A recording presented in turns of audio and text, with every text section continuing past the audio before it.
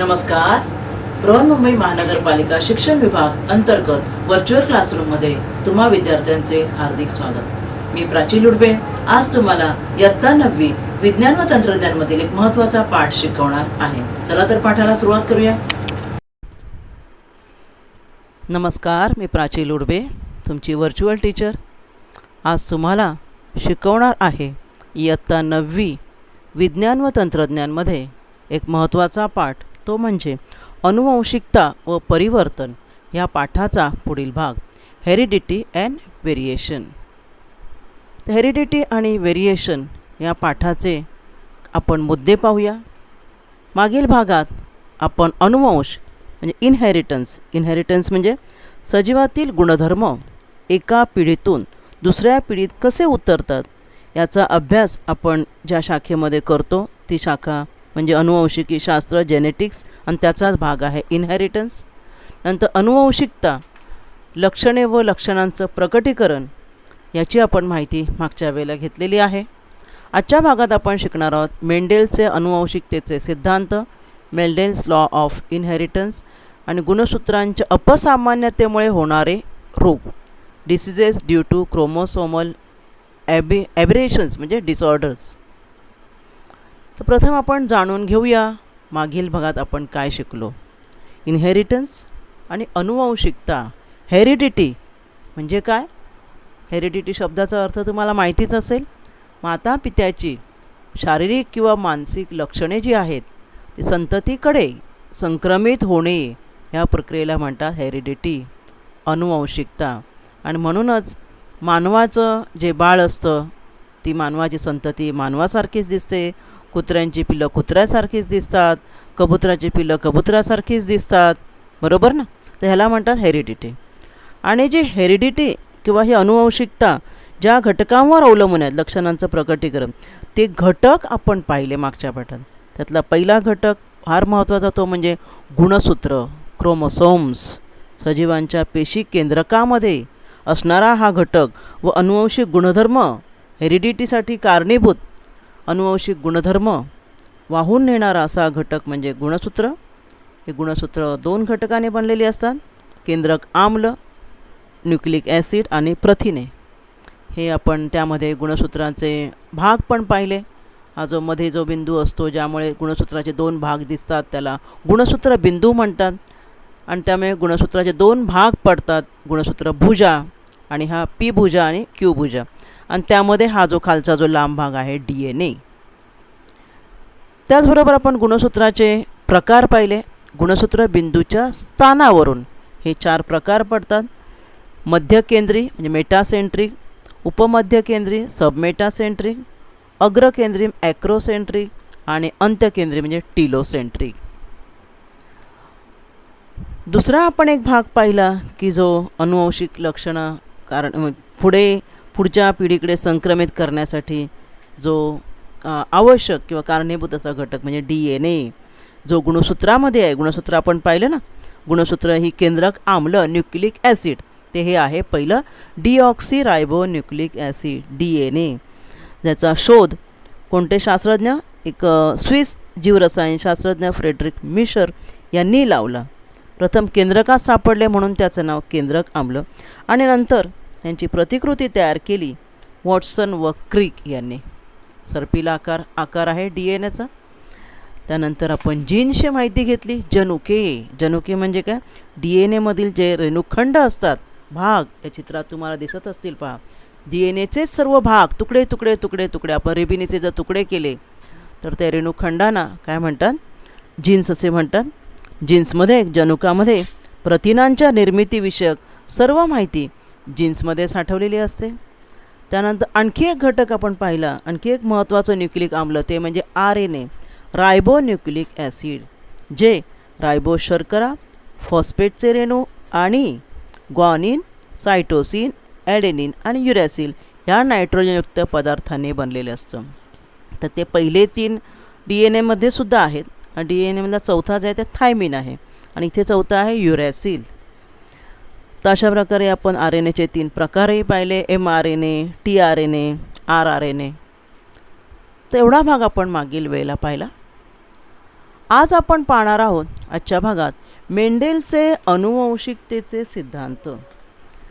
काय सिद्धांत मेंडेलने दिले की मात्यापित्याकडून संततीकडे समान प्रमाणात जनुकीय पदार्थ संक्रमित केले जातात असं मेंडेल यांचं म्हणणं होतं आणि यावर लक्षणांच्या अनुवंशिकतेचे सिद्धांत त्यांनी तयार केले.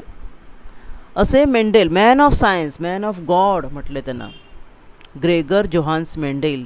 त्यांचा जन्म 20 जुलै 1822ला झाला आणि मृत्यू 6 जानेवारी 1884. हे ऑस्ट्रियन वैज्ञानिक होते आणि वाटाण्याच्या झाडावर त्यांनी प्रयोग केला हे पाहण्यासाठी की संततीमध्ये जनुकीय पदार्थ जे आहेत समान प्रमाणात संक्रमित केले जातात हे पाहण्यासाठी त्यांनी वाटाण्याच्या झाडावर प्रयोग केला आणि त्यांनी दाखवून दिले की या लक्षणांच्या अनुवंशात काही सिद्धांतांचं पालन केलं जातं आणि हे सिद्धांत पुढे त्यांच्याच नावाने मेंडेलचे अनुवंशिकतेचे सिद्धांत म्हणून प्रचलित झाले. त्यांच्या कामात महत्त्व इतरांना पटण्यासाठी 20वे शतक उजाडावं लागलं. कळलं तुम्हाला? आणि ह्यांच्या पुनर्पडताळणीनंतर आज हेच सिद्धांत आधुनिक अनुवंशशास्त्राचा पाया म्हणून ठरले गेलेले आहेत. तर ह्यांनी हे जे संततीमध्ये समान प्रमाणात जनुकीय पदार्थ संक्रमित केले जातात हे सांगण्यासाठी वाटाण्यावर प्रयोग केला. तर वाटाण्यावर प्रयोग केला, काय प्रयोग केला आपण पाहणार आहोत. त्यापैकी अशी कोणती लक्षणं आपल्या मानवामध्ये सुद्धा असतात की जी प्रभावी आहेत आणि अप्रभावी. प्रभावी म्हणजे काय, जी पुढच्या पिढीकडे संक्रमित सातत्याने किंवा आपण काय म्हणूया आपण प्रामुख्याने दिसतात अशी. आणि अप्रभावी लक्षणं म्हणजे काय, जे क्वचित दिसतात, क्वचित रेअरली, आणि जेव्हा ते दिसतात आपण तेव्हा हे काहीतरी वेगळं आहे असं आपण म्हणतो. त्यातली पहिली लक्षण बघा, माणसामध्ये दिसणारी काही प्रभावी लक्षणं. पहिलं म्हणजे दुमडणारी जीभ. तुम्ही पण ट्राय करून बघा, आपली जीभ बघायची दुमडते, बरोबर. आणि अप्रभावी लक्षण कोणतं, न दुमडणारी जीभ. बघा बाजूच्या चित्रात दिसते ना, जीभ दुमडत नाही आहे. आणि त्या मुलाचा चेहरा पण बघा कसा दिसतो, मंद, जे आपण म्हणतो ना जी मुलं असतात म्हणजे डाऊन सिंड्रोम, त्यांची जीभ जी आहे ती दुमडत नाही. प्रभावी लक्षण मानवामधलं म्हणजे जीभ दुमडणे. दुसरं, हातावर केस असणे. हातावर केस असणं प्रभावी लक्षण. सर्वांच्या हातावर केस असतात आणि जर हातावर केस नाही हे अप्रभावी लक्षण आहे. काळे आणि कुरळे केस. काळे आणि कुरळे किंवा सरळ हे प्रभावी लक्षण आहे. हे सातत्याने दिसून येतं आणि हे मानवातलं मुख्य लक्षण आहे, प्रामुख्याने दिसणारं. आणि रिसेसिव्ह लक्षण. रिसेसिव्ह म्हणजे कोणती, प्रभावी म्हणजे डॉमिनंट आणि रिसेसिव्ह. डॉमिनंट म्हणजे जी पुढील पिढीकडे जी संक्रमित होत जातात ते लक्षण. काळे केस, कुरळे केस ही तुम्हाला बहुतेक करून तुम्हाला पाहायला मिळतील. पण पहा, या मुलीचे दाखवल्याप्रमाणे असे स्ट्रेट केस असतात का किंवा भुरे केस असतात का? आजकाल मुली मुद्दामून करून घेतात, कलर करून घेतात भुरे केस दिसण्यासाठी, पण नॅचरली असे केस नसतात. आणि जर असेल तर एखादं क्वचित एखाद्यामध्ये असू शकतात. त्यामुळे हे अप्रभावी लक्षण आहे मानवातलं. त्यानंतर attach earlobe and free earlobe. कानाची पाळी आपली मोकळी असते बघा, कानाची पाळी, आणि चिकटलेली पाळी जी आहे ते अप्रभावी लक्षण आहे. अटॅच इयरलोब पहिल्या चित्रात आहे, चिकटलेली पाळी ही जास्त दिसत नाही अशी खाली, अशी पाळी मोकळी असते बघा ही. कळलं? तर ही आहेत मानवातली प्रभावी आणि अप्रभावी वैशिष्ट्ये. पण मानवावर प्रयोग आपण करून नाही पाहू शकत ना, म्हणून मेंडेलने कोणावर प्रयोग केला, वाटाण्यावर. वाटाणा ह्या वनस्पतीवर त्याने प्रयोग करून पाहिला. मग वाटाण्याच्या झाडाची 7 परस्पर विरोधी लक्षणे कोणती आहेत? परस्पर विरोधी म्हणजे प्रभावी आणि अप्रभावी. पहिलं लक्षण, बीजाचा आकार गोल आणि सुरकुतलेली पण बी असते वाटाण्याची, लक्षात ठेवा. पण ते जास्त नाही, रेसेसिव्ह आहे, क्वचितच दिसतात आपल्याला. आपण बघा घरी आपण वाटाणा आणतो, पिवळा असतो नाही का, पिवळा असेल किंवा हिरवा असेल तर मोस्टली वाटाणा पिवळाच असतो, बरोबर ना. मटारचा हिरवा असतो, परंतु जे पिवळे वाटाणे आपण भिजत घातल्यावर आपल्याला दिसत बघा, आपण ज्याचं सांबार बनवतो ते पिवळे वाटाणे असतात, गोल असतात. हिरवं वाटाणा हे प्रभावी लक्षण नाही, अप्रभावी आहे. फुलांचा रंग बघा वाटाण्याचा जांभळा असतो, पांढरा हे अप्रभावी आहे. पूर्ण भरलेली, आता शेंग बघा, वाटाण्याची शेंग पूर्ण भरलेली कशी आहे ती, आणि अप्रभावी चपटी शेंग. शेंगेचा रंग हिरवा, अप्रभावी पिवळा. फुलाची जागा बघा कशी आहे ती, कोणामध्ये आहे, कळलं ना. म्हणजे आपण जर म्हणतो ना मोड जो असतो, मुकुल असतो त्या ठिकाणी आहे बघा. आणि अप्रभावीमध्ये टोकावर फुलं आहेत, खोडाची उंची उंच असतात, आणि अप्रभावी बुटकी. ही वेगवेगळी लक्षणे आहेत, प्रभावी आणि अप्रभावी. ही प्रभावी लक्षणं ही सतत तुम्हाला दिसतील, कळलं की नाही. आणि अप्रभावी लक्षणं क्वचितच एखाद्या वाटाण्याच्या झाडामध्ये तुम्हाला रोपामध्ये दिसून येईल. मग ह्या प्रयोग करण्यासाठी काय केलं मेंडेलियाने, ही जी 7 लक्षणे होती ना, त्यातलं पहिली पद्धत एकसंकर संततीचा प्रयोग, मोनोहायब्रिड क्रॉस. ह्यामध्ये त्यांनी काय केलं, ही विरुद्ध लक्षणातली एक जोडी घेतली, एकच जोडी असलेल्या वाटाण्याच्या झाडामध्ये संकर घडवून आणला आणि ज्या प्रकारच्या संकराला एकसंकर मोनोहायब्रिड क्रॉस म्हणजे एक मोनोहायब्रिड म्हणजे एकच, इथं 7 लक्षणामध्ये एकच कुठलं तरी लक्षण घेतलं त्याने आणि त्या लक्षणावरून त्यांनी काय केलं, पाहिलं की कशाप्रकारे त्याची संतती किंवा त्यापासून होणारं रोप जे आहे ते कसं तयार होतं. उदाहरणार्थ एक लक्षण म्हणजे आपण समजा उंच झाड आणि बुटकं झाड, जे शेवटचं लक्षण आपण पाहिलं ना 7 लक्षणापैकी, खोडाची उंची, उंच आणि बुटकी, ते एक लक्षण घेतलं. एक उंच झाडाचं प्रभावी लक्षण असलेलं आणि बुटकं जे झाड आहे वाटाण्याचं ते अप्रभावी लक्षण, असं ही एक जोडी घेऊन त्यांनी काय केलं, प्रयोग करून बघितला. आणि त्या प्रयोगावरून त्यांना काय आढळलं आपण पाहणार आहोत. हे बघा, हे उंच असणारं झाड आणि बुटकी उंची असणारं झाड, हे प्रभावी लक्षण आहे, अप्रभावी लक्षण आहे.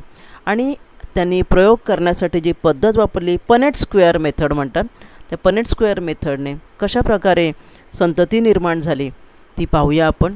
आता ही जी पहिली पिढी आहे, पहिली पिढी जनक पिढी म्हणजे पॅरेंट्स म्हणून याला P1 म्हटलेलं आहे. काय म्हटलेलं आहे, P1. आता पनेट स्क्वेअर पद्धतीने कशाप्रकारे त्याने निर्माण केलं आहे ते पाहूया आपण. एकसंकर संततीचा प्रयोग, जनक पिढी P1. जनक पिढी P1मधून त्यांनी 2 रोपं घेतली. स्वरूपविधा म्हणजे काय माहिती आहे, त्या झाडाचं बाहेरून दिसणारं रूप. स्वरूपविधा म्हणजे काय, सजीवाचं बाह्य रूप किंवा सजीवामध्ये दृश्य वैशिष्ट्ये दिसणारं काय, तर ह्याचं दिसणारं वैशिष्ट्य काय आहे, तर सजीवाचं उंची, बरोबर, किंवा त्या झाडाची उंची, बुटकी आणि उंच, ही झाली स्वरूपविधा. तर ही 2 झाडं त्यांनी, एक उंच आणि एक बुटकं झाड घेतलं आणि त्यानंतर त्यांचा युग्मक. आता त्यांचा जनुकविधा काय असणार उंच झाडाचं. आता या ठिकाणी तुम्ही मागील तक्त्यात पाहिलं असेल, कॅपिटल आणि स्मॉल अक्षरं दिलेली होते. कॅपिटल अक्षरं जे प्रभावी लक्षणं जी आहेत की नाही, जनुकांची जी प्रभावी लक्षणं, त्याला त्यांनी इंग्रजी कॅपिटल लिटीतील अक्षरं दिली. व अप्रभावी जी जनुकं आहेत त्यांना त्यांनी छोटी अक्षरं दाखवली. तर मी या ठिकाणी उंच झाड म्हणजे टॉल, त्या उंच झाडासाठी कॅपिटल टी 2 अक्षरं त्यांनी दाखवली, कारण जनुकं ही जोडीने असतात ना, गुणसूत्र जोडीने असतात म्हणून. आणि शॉर्टसाठी त्यांनी स्मॉल टी दिली. ही 2 अक्षरे त्यांनी दिलेली आहे. हे जे आहे जनुकांची जोडी जी आहे, युग्मक निर्मिती जेव्हा होते, म्हणजे जेव्हा फलन व्हायचं आहे तर पहिले एकपेशीय युग्मक तयार होतात ना, हा युग्मक निर्मिती जेव्हा ते वेगवेगळे होतं आणि त्यामुळे कॅपिटल टी आणि स्मॉल टी असणारे 2 हे युग्मक या ठिकाणी तुम्हाला तयार झालेले दिसतील. बघा, हे दिसते तुम्हाला, कॅपिटल टी जोडी आहे आणि बुटक्याची स्मॉल टी आहे. हे युग्मक दोन्ही वेगळे झाले, एक कॅपिटल टी आणि एक स्मॉल टी. ठीक आहे. आणि यांचं फलन झालं समजूया आपण कॅपिटल टी आणि स्मॉल टीपासून, आणि त्यांचं फलन होऊन एक पहिली पिढी तयार झाली. बघा, पहिली पिढी F1 ही आहे त्यांची पहिली पिढी. आणि पहिल्या पिढीमध्ये आता कसं तयार होणार, इकडचं एक युग्मक आणि इकडचं एक युग्मक, त्यामुळे कॅपिटल टी स्मॉल टी असं एक झाड तयार झालं किंवा असं रोप तयार झालं. आणि ह्या रोपाची उंची जास्त मिळाली. ह्या रोपाची उंची काय मिळाली, जास्त मिळाली. कारण F1 ह्या पिढीतील निरीक्षणावरून काय दिसून आलं की उंच झाडातील घटक बुटक्या झाडातील घटकापेक्षा प्रभावी असणार, कारण प्रभावी लक्षण आहे ना ते. आणि त्यामुळे उंच झाडातील घटक प्रभावी असल्यामुळे तुम्ही म्हणाल तिथे स्मॉल टी पण आला आहे F1मध्ये, पण उंच झाडातील घटक प्रभावी असल्यामुळे जे झाड तयार झालं ते उंचच तयार झालं. कळलं तुम्हाला, ते झाड उंच तयार झालं. त्यामुळे F1 पिढीतील सर्व झाडे उंच आली, पण बुटक्या झाड तयार होऊ शकतं नंतर, कारण त्या स्मॉल टी आहे. कळलं ना, ते बुटक्या झाडाला कारणीभूत असे घटकही आहे. आणि त्यामुळे ह्या पिढीमधील जे आहेत जनुकविधा, म्हणजे F1 पिढीतील झाडांची स्वरूपविधा जरी उंच असली तर जनुकविधा मिश्र आहे. जनुकविधा म्हणजे जे जनुक जीन्स आहेत ना ते मिश्र आहेत. बघा, कॅपिटल टी आणि स्मॉल समजलं. आणि त्यामुळे ह्या जनक पिढीतील उंच झाडांची जनकविधा कॅपिटल टी असून एकच प्रकारची कॅपिटल टी युग्मके तयार होतात. पण F1 पिढीमध्ये काय आलं आता कॅपिटल टी स्मॉल टी आहे ना, त्यामुळे त्यांचा संकर जेव्हा आपण करू तेव्हा नंतर कशा प्रकारची झाडं तयार होतील ते आता आपण पाहूया पुढच्या भागामध्ये. इथे तर आता इथे काय केलेलं आहे त्याने, इथे आता हे झाड तयार झालं बरोबर, कॅपिटल टी स्मॉल टी उंच असलेलं. आता दुसरी पिढी ही झाली पहिली पिढी. दुसरी पिढी F1चं त्यांनी स्वयंपरागण केलं. स्वरूपविधा काय, दोन्ही ही उंच झाडं आहेत ना, कॅपिटल टी स्मॉल टी दोन उंच झाडे घेतली, त्यांचं फलन करायचं, हे त्यांचं स्वरूप आहे उंच. जनुकविधा अशी आहे, पण ही जनुकं जी आहेत ती युग्मकं त्यांच्या युग्मक निर्मितीच्या वेळी वेगवेगळी होतात. त्यामुळे ही दोन वेगळी झाली, ही दोन वेगळी झाली. आणि आता दुसऱ्या पिढीमध्ये कशी झाडं तयार झाली पाहूया आपण. पुयुग्मक आणि स्त्रीयुग्मक. पुयुग्मक दोघांमध्ये कॅपिटल टी स्मॉल टी आहे, स्त्रीयुग्मक पण दोन आहेत ना, मग अशामध्ये एकच होते. आता इथे 1 2 3 4 झाले. आता इथे या दोघांपासून एकच उंच झाड तयार झालं. आता यांच्यामध्ये क्रॉस कनेक्शन होणार आहे ना, बरोबर ना, मोनोहायब्रिड क्रॉस होणार आहे. कसं होणार आहे बघा, हा कॅपिटल टी त्यांचा क्रॉस कॅपिटल. त्यामुळे कॅपिटल ही झाडं उंच असणार आहेत. मग कॅपिटल टी स्मॉल टीचं पण झाड उंचच आहे पहा. आता ह्या टीपासून कसं होणार, कॅपिटल टी आहे ना, प्रभावी जनुकं जे आहेत त्यांचा प्रभाव जास्त असणार आहे. त्यामुळे कॅपिटल टी स्मॉल टी आहे, जरी ते स्मॉल असलं तरी ही झाडं उंचच असणार आहेत. आणि हे जे हा स्मॉल टी आणि हा स्मॉल टी यांच्या संयोगाने स्मॉल टी म्हणजे ही झाडं मात्र दोन्ही स्मॉल असल्यामुळे बुटकी असणार आहेत. लक्षात आलं तुमच्या. म्हणजे किती बघा, या ठिकाणी उंच झाडं 3 प्रकारची तयार झाली, बुटकी मात्र 1 प्रकारची तयार झालेली आहेत. समजलं का तुम्हाला त्या चित्रामध्ये तुम्हाला. म्हणजे इथे तुमच्या हे लक्षात, आपण पुन्हा जरा मागे जाऊया. ही जे झाडं जी आहेत कशी तयार झाली बघा, इथे ह्यामध्ये उंच जी आहेत ते 3 प्रकारची, ही पूर्ण 25%, हे 50% आणि स्मॉल टी आहेत ती 25%, बरोबर. म्हणजे 3:1 प्रमाणात तयार झालेली आहेत. उंच झाडे 3 प्रकारची आणि बुटकं 1 प्रकारचे, म्हणजे स्वरूपविधा 3:1 आहे. पण जनुकीय गुणोत्तर काय, 1 capital T, 2 capital T small T आणि 1 कॅपिटल टी, म्हणजे 1:2:1 अशी त्यांची जनुकविधा आहे. हे तुम्हाला ह्या तक्त्यामध्ये दिसून येतं. अजून त्या प्रकारचं आपण उदाहरण बघूया. एक बघा, जांभळं फूल आहे आणि हे काय सफेद फूल आहे. ॲलिस या नावाचं फूल आहे, पर्पल फ्लावर आणि व्हाईट फ्लावर, प्रकार एकच आहे. हे प्रभावी लक्षण आहे आणि हे काय अप्रभावी आहे. त्यामुळे अप्रभावीला स्मॉल दिले आणि प्रभावीला कॅपिटल दिले, हे मगाशीच सांगितलं.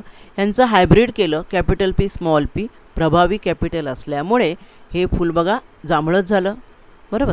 आता त्यांचं आपण पुन्हा जेव्हा त्यांचं हे जे आहे F1 जनरेशन, याचं आपण पुन्हा जेव्हा आपण संकर करायला जाऊ त्यावेळेला काय होणार आहे, कॅपिटल पी आणि स्मॉल पी पासून कशी होणार आहेत मगाशाप्रमाणेच बघा, कॅपिटल पी स्मॉल पी, ते सुद्धा जांभळं असणार आहे कारण प्रभावी घटक कॅपिटल आहे.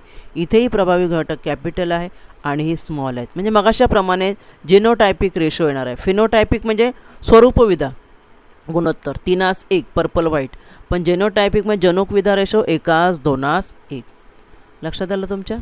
हे पण दिले बघा, पर्पल येलो आणि पर्पल ग्रीन, याचा पुन्हा तसाच तक्ता आहे आणि त्यामध्ये 3 प्रकार दिले, प्युअर, हायब्रिड आणि प्युअर. म्हणजे प्युअर जे आहेत कॅपिटलवाले ते 25% रोपं तयार होतात संततीमध्ये.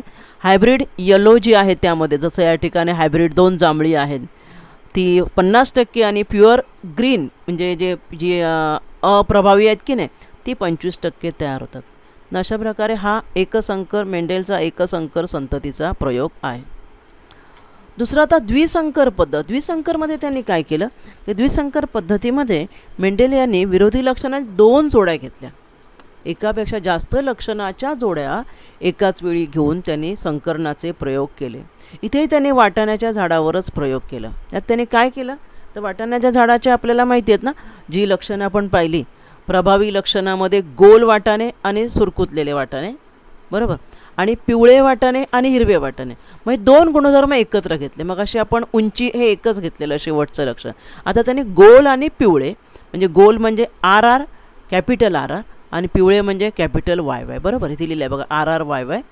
आणि दुसरं कुठलं सुरकुतलेलं म्हणजे स्मॉल r आणि हिरवे स्मॉल वाय यांचा संकर घडवून आणला. म्हणजे बीजांचा रंग आणि प्रकार म्हणजे आकार जो आहे ना, ही दोन लक्षणं असल्यामुळे द्विसंकर पद्धत असे म्हणतात. तर पाहूया आपण ही पण जे पनेट स्क्वेअर मेथड आहे त्याच पद्धतीने द्विसंकर पद्धतीमध्ये कशा काय प्रकारे केले आपण पाहूया. पहिली पिढी जनक पिढी, गोल आणि पिवळे वाटाणे. पहा इथे दाखवल्या चित्रामध्ये गोल व पिवळे वाटाणे, राऊंड अँड येलो, आणि रिंकल आणि ग्रीन. रिंकल म्हणजे सुरकुतलेले आणि ग्रीन. आता ही त्यांची स्वरूप, हे झालं स्वरूप. जनुक विधा काय त्यांच्यामध्ये, जनुक इथे बघा RRYY आणि स्मॉल पुन्हा RRYY. मग ह्यांचे युग्मक काय असणार, याच्यातून युग्मक काय येणार, capital R capital Y, small y. हे दोनच असणार, युग्मक दोनच असतात ना, पुयुग्मक आणि स्त्रीयुग्मक. ठीक आहे. आणि त्यांचं संकर झाला बघा. संकर होऊन काय आलं आहे, capital R small r, capital Y small y. हा कसा असणार आहे वाटाणा, कॅपिटल R आणि स्मॉल y प्रभावी घटकांचा परिणाम असणार आहे. त्यामुळे पहिली जी संकर तयार होणार आहे, संकर झाल्यानंतर किंवा आपण फलन झाल्यानंतर राऊंड येलो म्हणजे गोल पिवळे वाटाणे तयार होणार, गोल आणि पिवळे, कारण हे प्रभावी लक्षण आहे. आणि त्याचं पुन्हा जेव्हा त्यांनी ह्या गोल पिवळे वाटाण्याचं पुन्हा स्वयंपरागण केलं तेव्हा आता इथे बघा ना, याच्यात 4 अक्षर आहेत ना, त्यामुळे काय निर्मिती होऊ शकते तर आपण सांगू शकत नाही. बरोबर ना. पाहूया आपण, म्हणजे या द्विसंकर पद्धत क्रॉस हायब्रिड क्रॉस पद्धतीने पाहूया आपण. F1चं स्वयंपरागण गोल पिवळे वाटाणे, ह्या दोघांपासून गोल पिवळे तयार झाले ना. आता पुढे सगळेच गोल पिवळे होतील असं सांगू शकत नाही. हा माझा हेतू होता, कारण त्यामध्ये स्मॉल r पण आहे, स्मॉल y पण आहे. युग्मक किती तयार झाली बघा, याच्यावरून 2 तयार झाले, capital R capital Y, capital R बरोबर small y, small r small y, नंतर स्मॉल r स्मॉल y दोन्ही. त्याचप्रमाणे इथे सुद्धा. आणि ह्यांचं जेव्हा फलन झालं त्यावेळेला कशा प्रकारे रोपं तयार होतात पाहूया पुढच्या चित्रात. डायहायब्रिड क्रॉसमध्ये बघा दुसरी पिढी F2 जी आहे ती पिढी कशी तयार झाली पहा बरं. मगाशी आपण लिहिले होते पूर्ण पुयुग्मक एका ठिकाणी लिहिले मी सगळे, capital R capital Y, capital R small y, नंतर उलट स्मॉल r कॅपिटल Y दोन्ही स्मॉल. पुन्हा हे स्त्रीयुग्मक आहेत. फलन बघा, याला आणि याला तुम्ही जोडा, तुम्हाला मी इथे दाखवते. हे बघा, हे दोन जोडून हा तयार झाला, कॅपिटल R कॅपिटल Y तो सर्व कॅपिटल. हे दोन जोडले त्यामध्ये एक स्मॉल y, हे दोन जोडले त्यात एक स्मॉल r आहे, हे दोन आपण जोडले त्यात 2 स्मॉल आहेत. आणि ह्यामध्ये बघा तशीच ही पूर्ण ही लाईन आणि ही लाईन समान आहे बघा. इथे बघा आता 2 कॅपिटल आहेत, इथे पण 2 कॅपिटल आहेत, इथे 3 स्मॉल आहेत. प्रत्येक ठिकाणी बघा जास्त मेजॉरिटी कोणाची बघा, ज्याची मेजॉरिटी ती लक्षणं, त्या लक्षणाची वनस्पती जास्त तयार होणार. हे तुम्हाला बाजूला चित्र दाखवले बघा. त्यासाठी कॅपिटल जास्त आहेत, कॅपिटल म्हणजे प्रभावी लक्षण. जिथे कॅपिटल जास्त आहेत त्या ठिकाणी काय झालेलं आहे, पिवळे वाटाणे तयार झाले आहेत, गोल आणि पिवळे बघा. ही पूर्ण लाईन, आडवी लाईन आणि उभी लाईन पूर्ण झाली बरोबर. त्यानंतर दुसऱ्या लाईनमध्ये बघा, दुसऱ्या लाईनमध्ये इथे कॅपिटल R कॅपिटल Y दोघं होतं, त्या ठिकाणी त्या पिवळा वाटाणा तयार झाला आहे. इथे सुद्धा कॅपिटल R कॅपिटल Y पिवळा वाटाणा तयार झाला बरोबर. त्यानंतर कॅपिटल 2 स्मॉल y असल्यामुळे हिरवा वाटाणा तयार झाला. इथे सुद्धा 2 स्मॉल y असल्या इथे हिरवा वाटाणा तयार झाला, 2 स्मॉल y हिरवा वाटाणा तयार झाला. इथे R 2 स्मॉल आले त्यामुळे सुरकुतलेले तयार झाले हे सर्व इथले. तर पाहूया आपण आता. राऊंड येलो बघा, गोल पिवळा वाटाणा किती तयार झालेत बघा. इथलं चित्र बघा, हे चित्र बघा आणि आकडे बघा. हे 4 5 6 7 8 9 गोल पिवळे रोपं तयार झाली ह्यावरून.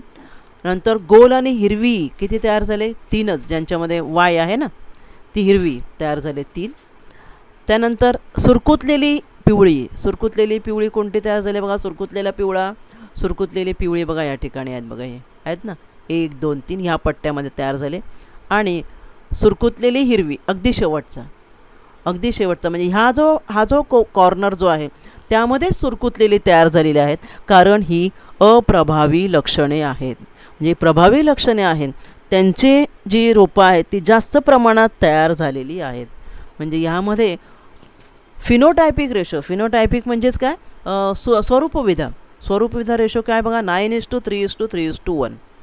9 जी आहेत ती गोल पिवळी, नंतर गोल हिरवी 3, सुरकुतलेली पिवळी 3 आणि सुरकुतलेली हिरवं एकच जे रोप आहे ते तयार झालेलं आहे. अशा प्रकारे मेंडेलने एकसंकर व द्विसंकर पद्धतीने दाखवून दिलं की मातापित्यांची समान लक्षणे जी आहेत ती पुढील पिढीमध्ये संक्रमित होतात. हे आपण या भागात पाहिलेलं आहे. तर आज आपण या भागात इथेच थांबणार आहोत. धन्यवाद. आज आपण या भागात इथेच थांबूया. माझा व्हिडिओ आवडला असेल तर लाईक करा, शेअर करा आणि असे अनेक एज्युकेशनल व्हिडिओ पाहण्यासाठी MCGM व्हर्च्युअलच्या चॅनेलला सबस्क्राईब करा. धन्यवाद. बेल आयकॉन क्लिक करा ज्यामुळे तुम्हाला नवीन व्हिडिओचे नोटिफिकेशन्स मिळतील.